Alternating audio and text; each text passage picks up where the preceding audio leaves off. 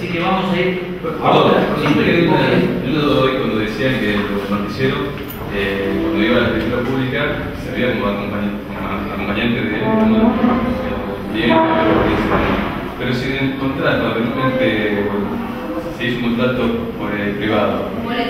Claro. Si figura el participio como interviniente y para cobrar la comisión de dicho acto, tiene que estar presente en la ley pública. Yo me quedé con una duda cuando vos dijiste que acá realmente cuando, digamos, el privado le dice usted queda afuera y hace negocio entre ellos. En ese caso puede entrar el privado. Por supuesto, pero depende de la modalidad que la convenga. Además, fíjense, en ese caso, la función fundamental es ser agente de retención para pagar impuestos, para pagar lo que quede de renta, expensas y también la comisión del martillero, o el precio o el honorario. Acá hay otro tema, ustedes lo van a aprender en el ejercicio profesional, cómo se aseguran por eso. Pero cómo se van a asegurar ustedes precisamente que su intervención profesional quede garantizada. Como bien vos decís, ustedes como escriban el día, como martillero el día de mañana, lo primero van a hacer, fíjate, yo primero tomo reserva, hacen todo eso. Toman una reserva, una manera inclusive hasta de garantizarse de que van a cobrar su comisión o garantizar su intervención en el negocio. Claro, y hacerlo figurar en el boleto. Y hacerlo figurar en el boleto. Tiene que haber extrema confianza entre las partes para que ni siquiera se celebre boleto vayan directamente a la escritura y no intervenga un martillero.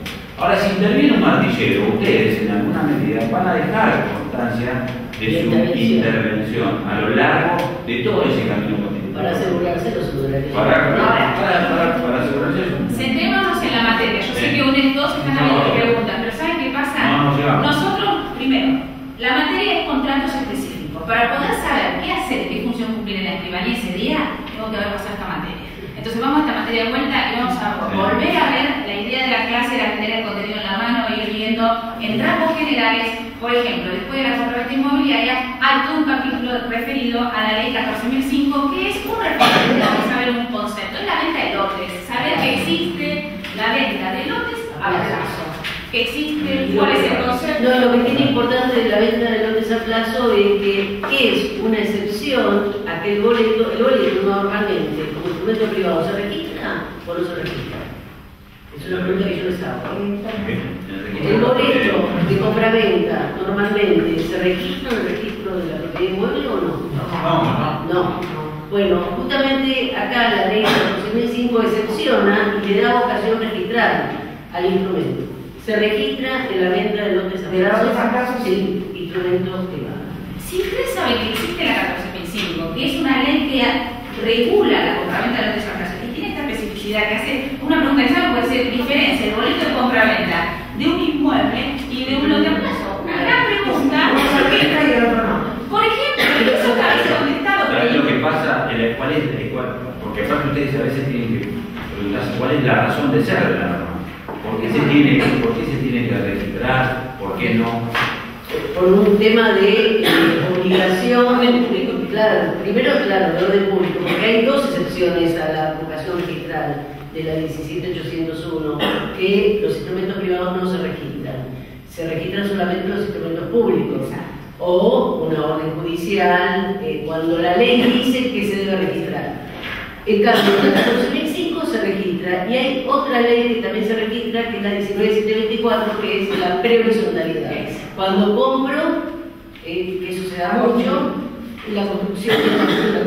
Es lo que está pasando en Mar del Plata ahora. Sí. Ahora se está construyendo por todos lados. La 13.512 ya es la ley de propiedad horizontal.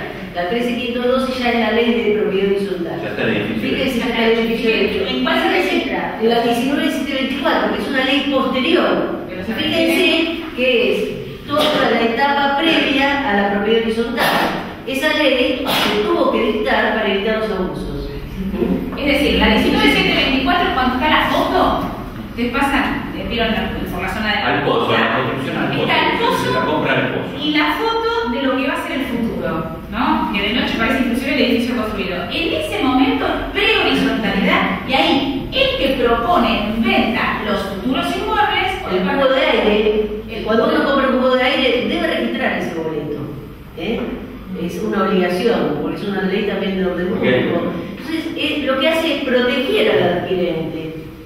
Por eso se registra tanto la venta de lotes a plazo, que es un antecedente de la ley de prehorizontalidad, como la prehorizontalidad, se registran los boletos de compra-venta, a tal punto que da una serie de requisitos y obligaciones. Pregunta de examen, fíjense, boleto y las distintas vicisitudes en la compraventa civil inmobiliaria, en la 14.005, en la 19.724, efecto de los... Quiero aportar una cosita muy pequeña de por qué la 19.724 nace, digamos, y es tan rigurosa en el cumplimiento de estas formalidades respecto a los boletos.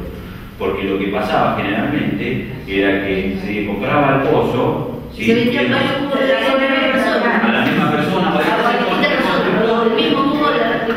o después el constructor entraba, si no podía completar la obra, desaparecía, la gente compraba nada, no tenía nada. En la venta de lotes a plazo pasó lo mismo, no podían escriturar.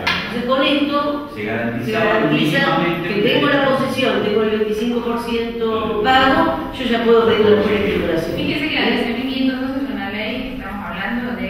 El año 49, y la 13 y la 19 estamos en el 70. Sí, claro, es una ley posterior. Hubo tantos abusos. 30 años de abuso. Claro. La necesidad de crear una ley que regulara, sobre todo en capital. Y estas dos leyes, ahora nosotros no las vamos a poder abordar, pero sí las tienen que ver bien. Sí, pero ¿saben por qué está acá? Ojo, tampoco ahonden en lo finito. ¿Por qué está la 14.005 y por qué está la 13.512 y la 19.724? ¿Por qué? Para que vean esto, no tienen que andar más en el fondo porque son alumnos de martillero, tienen que ver con datos específicos, solamente. ¿Qué pasa? Especialmente lo que Dolores habló, y es eso que podríamos hablar en un foro también, cuando hablemos de boleto, vamos a hablar la calidad del boleto en la compraventa civil inmobiliaria, en la 13.512, que pasa en la 19.724, en la 14.005.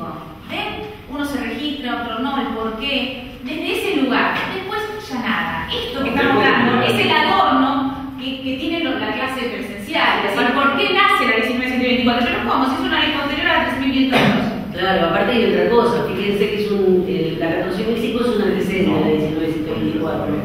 Con el boom que hay de la construcción ahora, ustedes seguramente van a ser grandes gestores y promotores de ventas de edificios, pero edificios a futuro.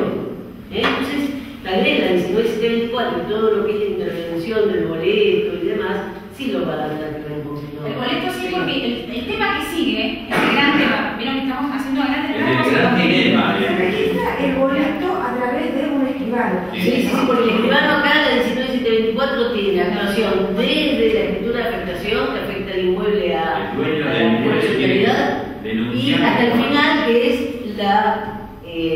sería la constitución del reglamento como propiedad de habitación de forma definitiva. Todo ese periodo es de la 19.724.